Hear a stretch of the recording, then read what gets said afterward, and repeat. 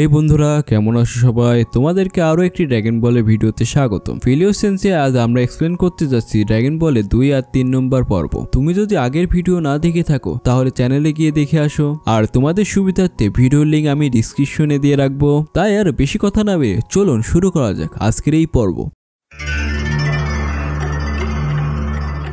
এপিসোডের শুরুতে আমরা দেখি সন্ধ্যা হয়ে গেছে, গোকুরা এখন ওর ব্যাগে করে যাচ্ছিল। তখনই গোকু আশেপাশে সাপ আর লিজার্ড দেখে বুলমাকে বলে, কিন্তু বুলমা ওকে সরাসরি না করে দেয়। তারপর ওরা এক জায়গায় থামে। তখন বুলমা ডাইনোকপের ভিতর থেকে একটা ক্যাপসুল বের করে মাটিতে ছুঁড়ে মারে। ক্যাপসুল থেকে একটা ঘর বের হয়ে আসে। গোকু এটা দেখে অবাক হয়ে যায় এবং আবারও ভাবে এটা কোনো মনস্টার হবে, কিন্তু বুলমা ওর ভুল ভাঙিয়ে দেয়। তারপর ওরা ঘরের ভিতরে ঢুকে পড়ে। ঘরের ভিতরে গোকু চারিদিকে ঘুরে ঘুরে দেখতে থাকে। তখনই গোকু টিভির সামনে গেলে টিভিটা অন হয়ে যায়। গোকু টিভির ভিতরে মানুষটা দেখে মনে করে টিভির ভিতরে মনে হয় মানুষটা আটকা পড়ে গেছে। তখনই গোকু টিভি চ্যানেলটা চেঞ্জ করে দেয় আর টিভিতে মনস্টার দেখে বুলমা ভয় পেয়ে যায়। বুলমাকে ভয় পেতে দেখে গোকু অনেক হাসতে শুরু করে। তখনই বুলমা কিছু একটা দুর্গন্ধ পায় আর গোকুর কাছে এসে বলে, তোমার গা দিয়ে দুর্গন্ধ বের হচ্ছে, তোমার তো গোসল করার দরকার।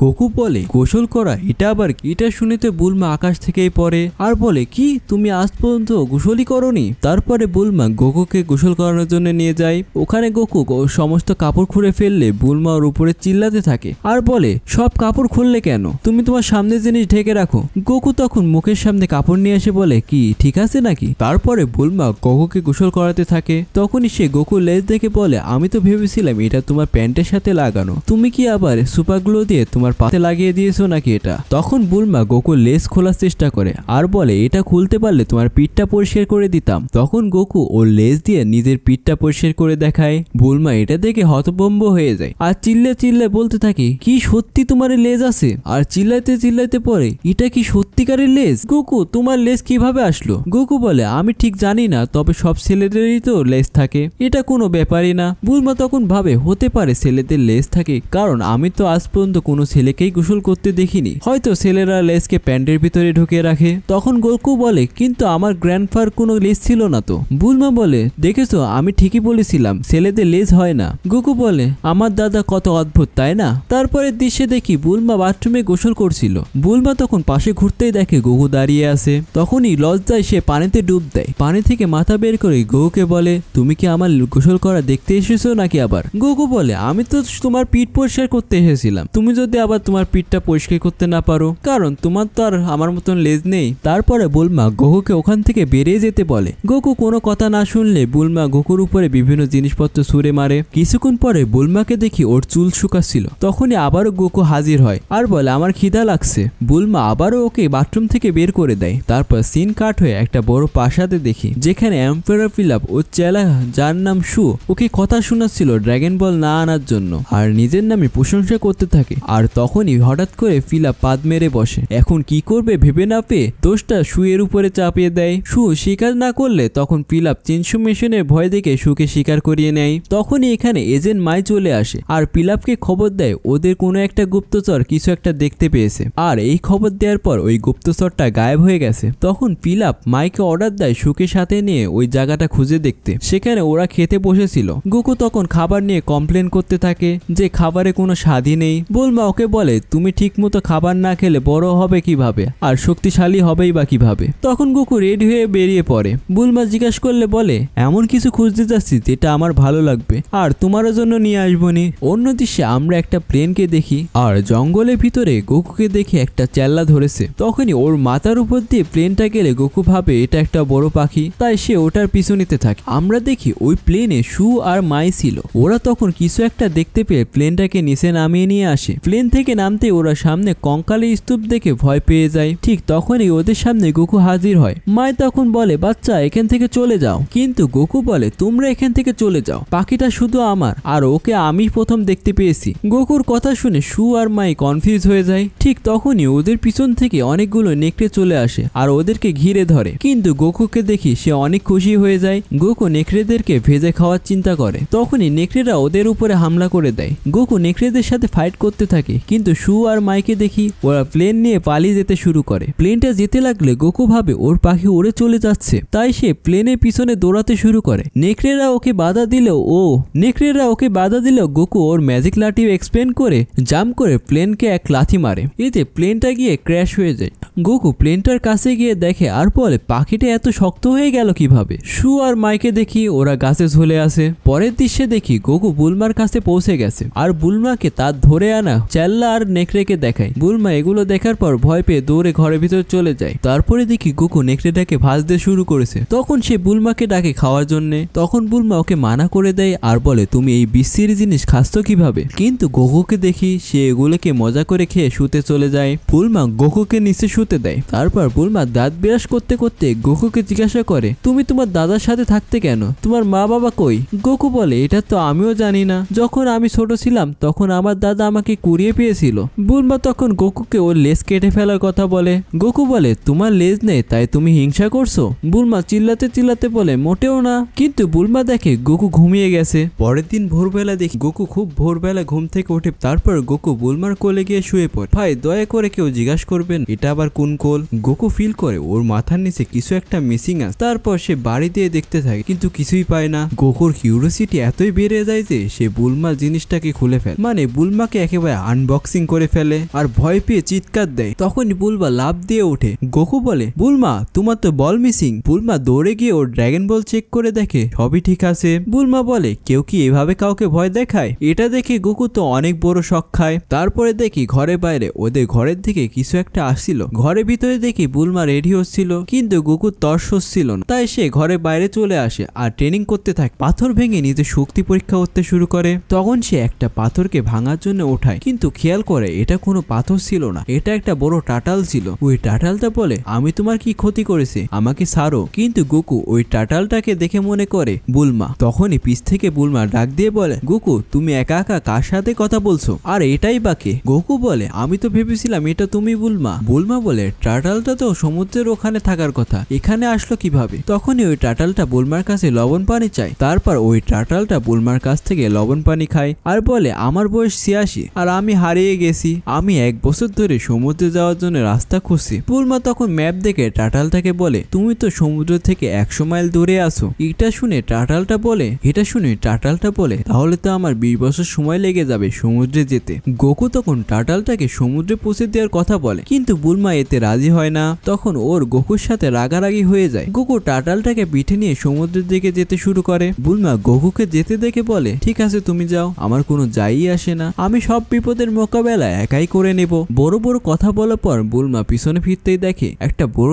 ডাইনোসর ওর পিছন দিয়ে যাচ্ছে। তখন বুলমা ভয় পেয়ে ওর বাইক নিয়ে দ্রুত গোকুর পিছনে পিছনে চলে আসে। গোকু বলে তুমি তো আসতে মানা করে দিয়েছিলে, তাহলে এখন আসলে কেন। বুলমা বলে যাও আমি তোমাকে মাফ করে দিলাম। গোকু বলে তুমি কি ভয় পেয়েছো। বুলমা বলে আমার লাগবে ভয়, হতেই পারে না। আর বন্ধুরা তোমাদের যদি এই ভিডিওটা ভালো লেগে থাকে তাহলে একটা লাইক করে কমেন্ট করে দিও। তারপর আমরা দেখি গোকু টাটালটাকে পিঠে নিয়ে সমুদ্রের দিকে যাচ্ছিল। বুলমা তখন ম্যাপ বের করে দেখে ওরা এখনো সমুদ্র থেকে 2 মাইল দূরে আছে। তখনই ওদেরকে পাথরের পিছন থেকে একটা ভাল্লুক দেখছিল দূরবীন দিয়ে। ভাল্লুকটা টাটালটাকে দেখে মুখ দিয়ে লালা পড়ছিল খাওয়ার জন্য। গোকুরা কাছে আসতে ভাল্লুকটা ওদের সামনে চলে আসে। ভাল্লুকটা বলে ওই টাটালটাকে আমার কাছে দিয়ে দাও, না হলে আমি তোমাদেরকে খেয়ে নেব। বুলমা গোকুকে টাটালটাকে দিয়ে দিতে বলে কিন্তু গোকু টাটালটাকে দিতে রাজি নয়। ভাল্লুকটা ওদের উপরে হামলা করতে গেলে বুলমা বাইক নিয়ে ওখান থেকে পালিয়ে যায়। তখন গোকু টাটালটাকে নামিয়ে দিয়ে ভাল্লুকটা সব অ্যাটাক ডস করতে শুরু করে আর তার সাথে ভাল্লুকটাকে রাগাতে থাকে। তারপর ভাল্লুকটাকে এক ঘুষি মেরে হারিয়ে দেয়। গোকু টাটালটাকে জিজ্ঞাসা করে আপনি কি ঠিক আছেন, আর পশুরা কি আপনার মাংস বেশি পছন্দ করে না। টাটালটা ভয়ে ভয়ে বলে না না, টাটালের মাংস শক্ত আর বিষাক্ত হয়ে থাকে, তুমি বমি করে ফেলবে। গোকু বলে হ্যাঁ ঠিক, কিছু কিছু লোক আছে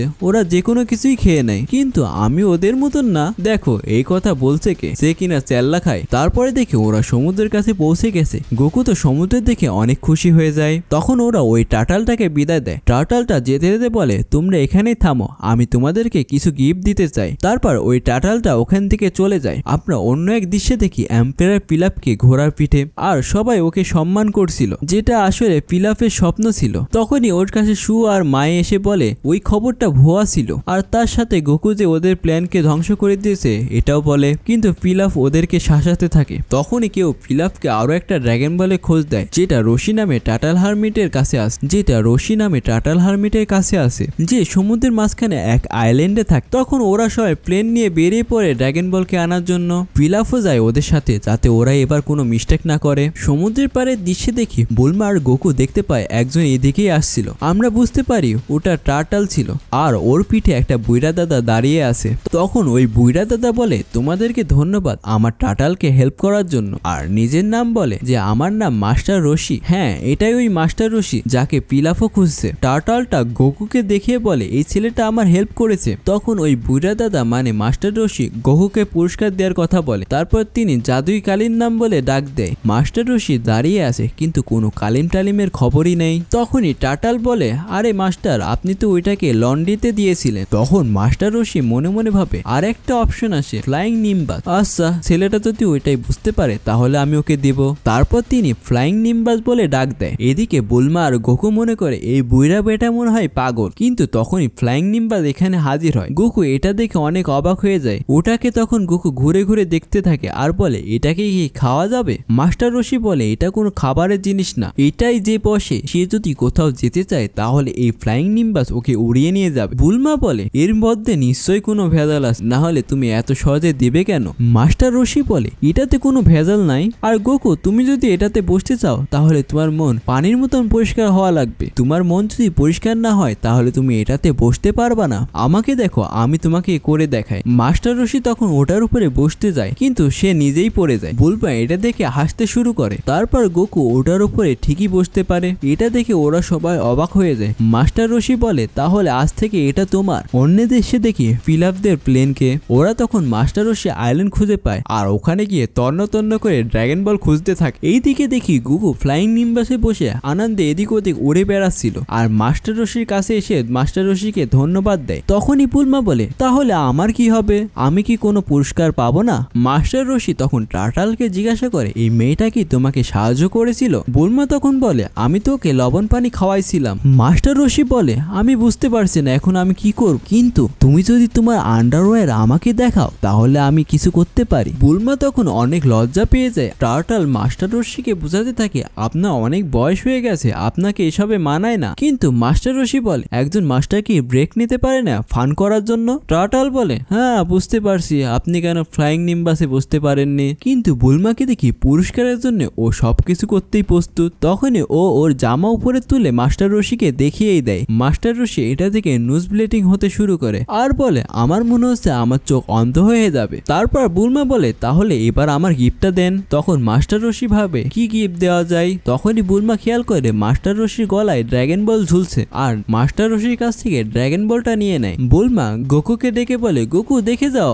আরো একটা ড্রাগন বল পেয়েছি, এটা আমাদের 4 নম্বর ড্রাগন বল। আরো 3টা ড্রাগন বল পাইলে আমরা আমাদের ইচ্ছা পূরণ করতে পারবো। মাস্টার রশি এটা শুনে বলে কি এই জিনিস ইচ্ছা পূরণ করতে পারে? আরে দাঁড়াও আমি কখন বললাম আমি তোমাদেরকে এটা দিব? তখনই বুলমা বলে আপনি বলেছিলেন এটা দিবেন, আর তার সাথে বারবার আনবক্সিং করতে থাকে। এটা থেকে মাস্টার রশি আর সহ্য হয় না আর বলে আচ্ছা আচ্ছা তুমি নিয়ে নাও। তারপর বুলমা আর গোকু মাস্টার রশিকে থ্যাংক ইউ জানিয়ে ওখান থেকে চলে যায়। মাস্টার রশি ওখান থেকে যেতে যেতে বলে আজকালকার ছেলেপেলেরা কি আজব, আমার ভাগ্য ভালো যে ওরা আমার স্যান্ডেল আর লাঠি চেয়ে বসেন। তারপরে দেখি বুলমা আর গোকু ওদের বাড়ির সামনে চলে এসেছে। বুলমা তখন ঘরের ভিতরে যায় আর গোকু বাইরে আরাম করতে থাকে। তখনই ঘরের ভিতর থেকে অনেক জোরে চিৎকার আসে। গোকু ঘরের ভিতরে যায় আর বুলমাকে জিজ্ঞাসা করে কি হয়েছে। আমরা দেখি বুলমার হাতে একটা প্যান্টি। বুলমা বলে এটা মেঝেতে পড়ে আছে। তারপর বুলমা চেক করে দেখে ওর জিনিসটা ওর জায়গায় মতন আছে নাকি। বুলমার তখন লজ্জায় মুখ লাল হয়ে যায়। বুলমা ভাবতে থাকে তাহলে ওই সমুদ্রের পারে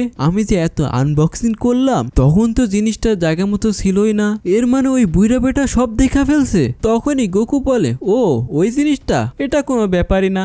বুলমা বলে কি বলতে চাচ্ছ তুমি? গোকু বলে আমি তো ওইটা সকালবেলা খুলছিলাম। মানে আমাদের গোকু একটা কাণ্ড ঘটায় দিছে। তখন বুলমাকে দেখি একটা মিনি ইউজি বের করে লোড করতে শুরু করে আর গোকুর উপরে ফায়ারিং শুরু করে দেয়। বেচারা গোকু। অন্য দৃশ্যে দেখি পিলাপরা এখনো মাস্টার রশির বাড়িতে ড্রাগন বল খুঁজছিল। তারপর পিলাপ বাইরে বের হয়ে একটা কুমিরকে চাকু দেখিয়ে মাস্টার রশির কথা জিজ্ঞাসা করে। কুমিরটা বলে মাস্টার রশি তো তোমার পিছনে। আমরা দেখি মাস্টার রশি আইল্যান্ডে চলে এসেছে। ভয় পাদরি পিলাপ মাস্টার রশিকে দেখে শু আর মায়ের পিছনে গিয়ে লুকায় আর মাস্টার রশিকে ড্রাগন বলটা দিতে বলে। মাস্টার রশি বলে ও আচ্ছা ড্রাগন বল, আমি তো একটু আগে একটা সুন্দর মেয়েকে দিয়ে আসলাম। এটা শোনার পর পিলাপ ও চেলাসব প্লেনে উঠে বসে যাওয়ার জন্য প্রস্তুত হয়ে যায় আর মাস্টার রশিকে একটু প্লেনকে ধাক্কা দিতে বলে। মাস্টার রশিও ওদেরকে তাড়ানোর জন্য প্লেনকে ধাক্কা ধাক্কা দিয়ে দেয় আর শয়তানি করে লাঠি দিয়ে প্লেনের গায়ে একটা ফুটো করে দেয়, মানে ফিলাপদের প্লেন যেটা আকাশেও চলে আবার পানিতেও চলে। অন্য দৃশ্যে দেখি বুলমা ওর ঘর আবারও ক্যাপসুলে ঢুকিয়ে নেয়। তখন বুলমা প্ল্যান করে ফ্লাইং নিম্বাসে বসার জন্য। গোকু বলে এটাতে বসতে হলে তোমার তো মন পরিষ্কার হওয়া দরকার। বুলমা বলে কি ভাবছো, শোনো আমার মন দুনিয়ার মধ্যে সব থেকে বেশি পরিষ্কার। তারপর বুলমা ওই ফ্লাইং নিম্বাসে বসার চেষ্টা করে কিন্তু বুলমা নিচে পড়ে যায়। তারপরে দেখি গোকু ফ্লাইং নিম্বাসে আর বুলমা মোটরসাইকেলে করে ড্রাগন বল খুঁজতে বেরিয়ে পড়ে। আর ওইদিকে প্লেনের মধ্যে আমরা দেখি মাস্টার রশি করে দেওয়া ফোটার কারণে প্লেনটা আস্তে আস্তে পানিতে ডুবে যায়। আর এখানে এই এপিসোডটা শেষ হয়ে যায়। পরবর্তী ভিডিও পেতে চ্যানেলটাকে অবশ্যই সাবস্ক্রাইব করে দিও।